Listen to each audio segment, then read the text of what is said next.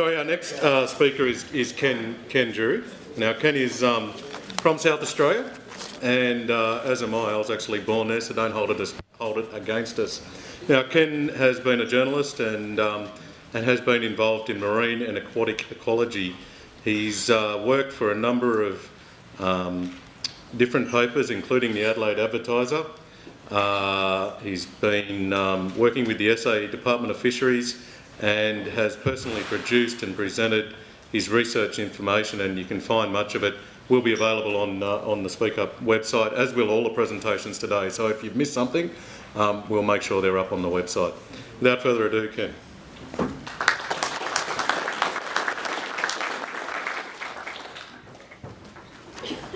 Thank you very much, Tom. Good afternoon, everyone, and cheers from people in Goolwa, right at the very end of the river. But before I get into a few observations over the years, I just want to mention that I have 3 of my papers on offer at the desk. They're free, and I am hoping that you'll have a look at all of them. One in particular is the document A Better Way for the Murray-Darling Basin, which I'll touch on very shortly. But in the meantime, just a few quick points. This is observations of myself and my colleague in Goolwa, Ian Rowan, who is a Bachelor of Science. The authorities' plan is to keep the Murray Mouth open 9 out of every 10 years, they said. Circumstances dictated differently when the former MDBC Commission wrote that up to 60% of basin water across the basin is lost to evaporation. Recently, we witnessed damaging outcomes from overbank flooding with multi-million-dollar losses across the basin. Back in Goolwa, former Prime Minister Gillard told the ABC her government would provide South Australia with an extra 450 gigalitres. That we know is impossible to achieve without causing damage across the basin. The question is, does South Australia really need this extra water?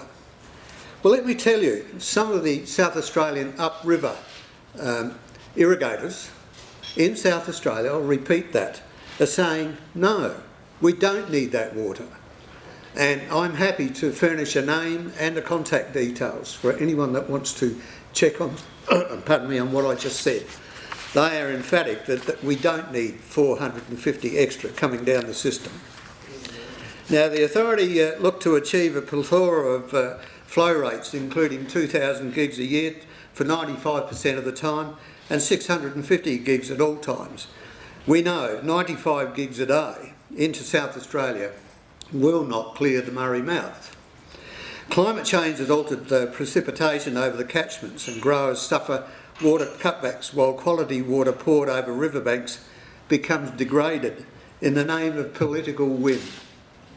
Irrigators who previously cut their livelihoods from the land have frustratingly moved on. Those remaining tend their crops, but they also lose time and reward due to meetings after meetings, to argue water supply targeted towards the environment.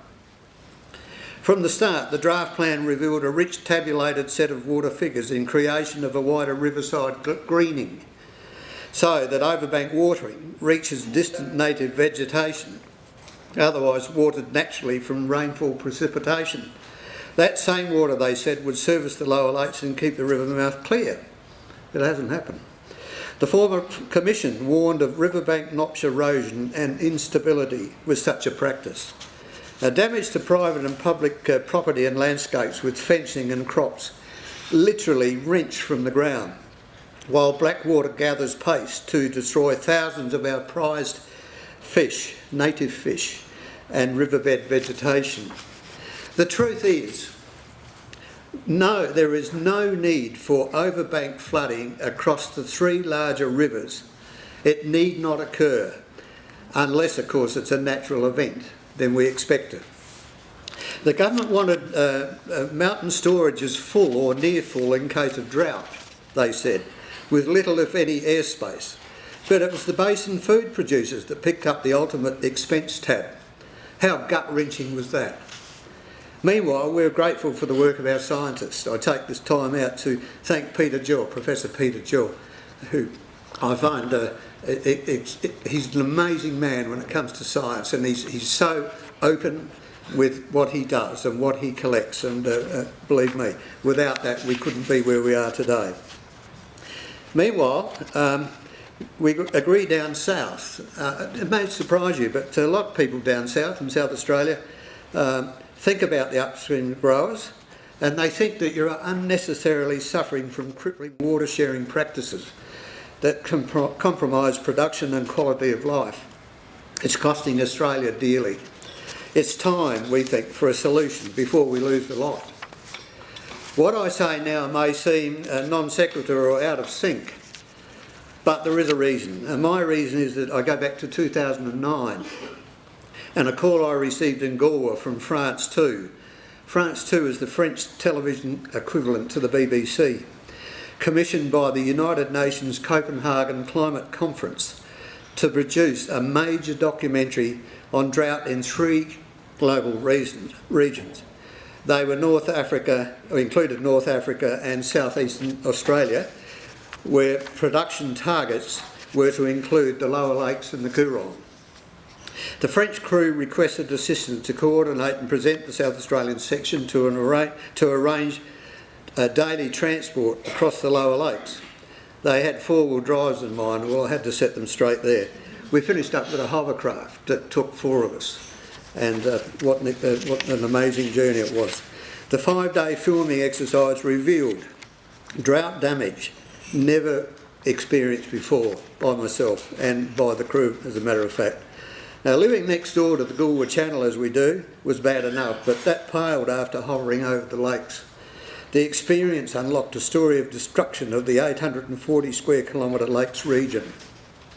Now, Lake Alexandrine alone sits on 500 million tonnes of acid sulphate soils. That's, as far as we know, the largest in Australia. It's the largest concentration, we think. It's enough to seriously, I thought, investigate the possibility of a solution for the lower lakes to save our valuable water, fresh water for upstream growers, rather than see it vanish at River's End, as we do nearly every day. The South Australian Government continued to push for more water for its lakes. It always did. Mind you, we just had a change of policy in South Australia, and we're waiting the outcome on that. By 2012, a draft of the paper, which I prepared, A Better Way for the Murray-Darling Basin, was completed. Its last update was in May 2016, and that's what you'll find at the front desk. And I do hope you avail yourself on it, because I'm going to be talking about the barrages in a minute, and while I don't have a pictorial to show you, there is one in that document that you'll be able to look at and see what I'm talking about. Now, there's a lot about doubt about the lower lakes among fair-minded people due to unceasing waste of precious freshwater resources, no less the futile attempts to clear the Murray mouth. Upstream growers, you're not alone. This doubt is widely shared across South Australia. And living 50 metres from the Goolwa Channel brought us face to face with massive difficulties within the lakes and the nearby channel, and how 2/3 of its water had gone, while acid actually mobilised. Exposed sulphuric acid in some areas reached a dangerous pH 1.5. That's pretty serious. This became the catalyst for my scientist colleague Ian Rowan and I to approach EPA to install air monitors along the edge of the channel. Governments didn't seem to care, as the windswept, acid-laden silt was blown onto people and homes. At least 2 of the barrages, you may not know this, or you may do perhaps, at least 2 of the barrages are founded on calcium carbonate foundations. Now, we all know, if we remember back in our days at school, in the lab, what happens when you place school chalk in sulphuric acid. I'll leave you to think about that one. Looking closely at A Better Way for the Murray-Darling Basin, there are 11 main points on the cover page, as you'll find if you collect your copy on the way up. The thing is that I need you to secure a copy of that, so that I would love to have the feedback from you. I've already received a lot of feedback from right across the basin. But looking at the solution in brief, and I'll be as fast as I can, another river lock should be located upstream of Wellington, to be known as Lock Zero, given that Lock 1 is located 275 kilometres upstream at Blanchetown. A natural bedrock base is not required, A river lock foundation today would be supported on what we call friction piling, known to support heavy structures over rivers across the world. The Hindmarsh Island Bridge in Goolwa is just one example. On average, the lower lakes in the channel in their fresh state require around about 4,500 gigalitres a year. Installing Lock Zero will provide upriver storage for 1,800 gigalitres. In other words, we put another lock in and we store 1,800 gigalitres upstream of it. This will mean that we can then allow the ocean in, after we do a couple of other things, into the lower lakes, and we can actually drip feed that fresh to mix with the ocean water to become estuarine. And importantly, this will free up at least 2,700 gigalitres of river water per year for growers back upstream. Now, it'll provide for the return of one flourishing commercial fishery known in pre-barrage times that supplied South Australia and Victoria with freshwater and estuarine fish, including mulloway, cod and mulloway. Both species and others were harvested from the lakes all the time. I just should pass a couple of sentences here, perhaps to speed it up for you. I appreciate it, guys.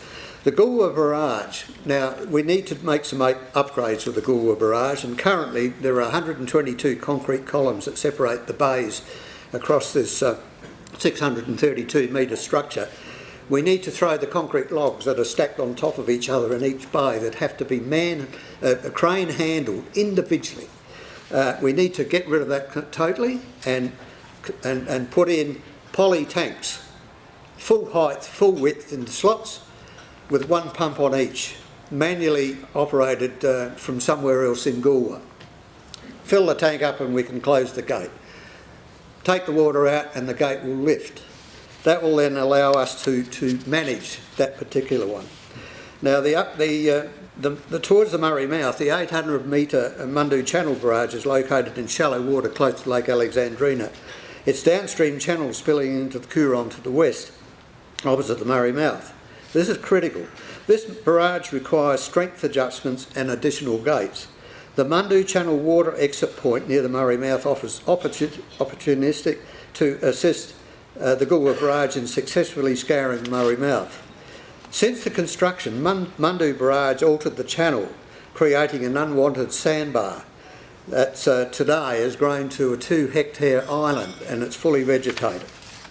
It's blocking 70% of the Mundu outlet right opposite the Murray Mouth. We get rid of that, then we can do something.